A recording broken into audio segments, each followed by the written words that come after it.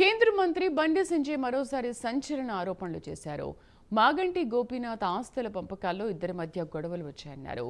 గోపీనాథ్ మరణంపై తల్లే అనుమానం వ్యక్తం చేస్తున్నా సీఎం రేవంత్ స్పందించడం లేదన్నారు.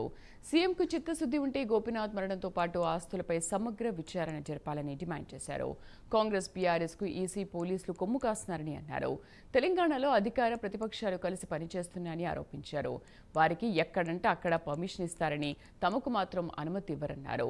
రహమత్ నగర్లో సభకు పర్మిషన్ కోసం 4న దరఖాస్తు చేసుకున్నప్పటికీ స్పందించలేదన్నారు. సభ ఎక్కడ పెట్టుకోవాలో కూడా వాళ్లే చెబుతున్నారంటూ బండి సంజయ్ ఫైర్ అయ్యారు. బయలుదేరే టైంకు మళ్ళీ పర్మిషన్ ఇస్తారు. ఈరోజు కూడా మేము 4th నాడు పర్మిషన్ అప్లై చేసినాం. ఈరోజు పర్మిషన్ క్యాన్సల్, పర్మిషన్ ఇవ్వమని చెప్పంటున్నారు. ఎందుకంటే ఆల్రెడీ బీఆర్ఎస్ పార్టీకి పర్మిషన్ ఇష్టమంటున్నారు. అక్కడ అన్ని ఏర్పాట్లు చేసుకుంటున్నాం. ఇవాళ సడన్గా ఫోన్ చేసి మీరు వేరే డివిజన్లో పెట్టుకోరంటున్నారు. వాళ్ళే మా ప్రోగ్రామ్ కూడా ఎలక్షన్ కమిషన్ అధిక వాళ్ళే డిసైడ్ ఇస్తున్నారు మేము ఏడు పెట్టుకోవాలని కూడా. కానీ బీఆర్ఎస్ వాళ్ళకు కాంగ్రెస్ వాళ్ళకు వాళ్ళిద్దరికీ ఎక్కడంటే అక్కడ పర్మిషన్లు. వాళ్ళు స్వేచ్ఛగా మీటింగ్లు పెట్టుకోవచ్చు, బ్రహ్మాండమైన ఏర్పాట్లు చేసుకోవచ్చు. ఎన్నికల ఖర్చు చూడరు వాళ్ళది. వాళ్ళ పర్మిషన్ల గురించి వాళ్ళు అడగరు. వాళ్ళకి ఎక్కడ అడ్డంకులు రావు. వాళ్ళను ఎవ్వరు ఆపరు. పూర్తి స్వేచ్ఛ ఉన్న జూబ్లీస్లో వాళ్ళకు.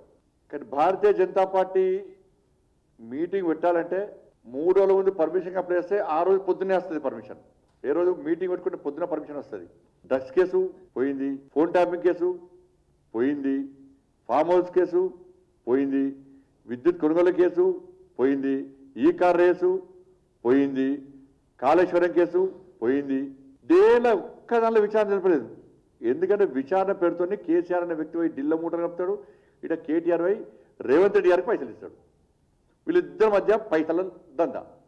మాగంటి గోపీనాథ్ గారి యొక్క ఈ దిలలో పూర్తిగా ఎక్కడ వివాదమైంది, ఎక్కడ గొడవలు అవుతున్నాయంటే మాగంటి గోపీనాథ్ గారి యొక్క ఆస్తి పాస్తుల విషయంలో కేటీఆర్కు మధ్య, రేవంత్ రెడ్డి మధ్య గొడవలు స్టార్ట్ అయినాయి.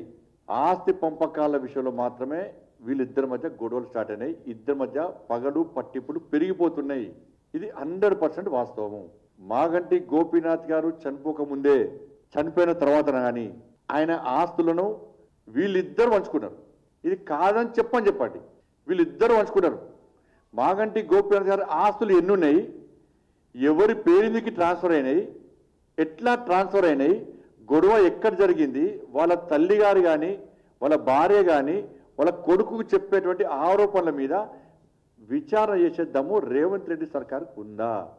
ఒక కన్న తల్లి ఆరోపణలు చేసినప్పుడు అందరి మనసు కరిగింది. ఇవాళ తెలంగాణ రాష్ట్రం మొత్తం ప్రతి ఒక్కరు బాధపడుతున్నారు.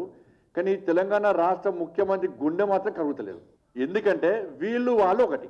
ముఖ్యమంత్రి కొడుకు రేవంత్ రెడ్డి ఇద్దరు దోస్తులు, వీళ్ళిద్దరు వ్యాపారాలు, వీళ్ళిద్దరు మన ప్రాపర్టీ పంపకాలు, ఇద్దరి మధ్య లోపాయికార ఒప్పందం.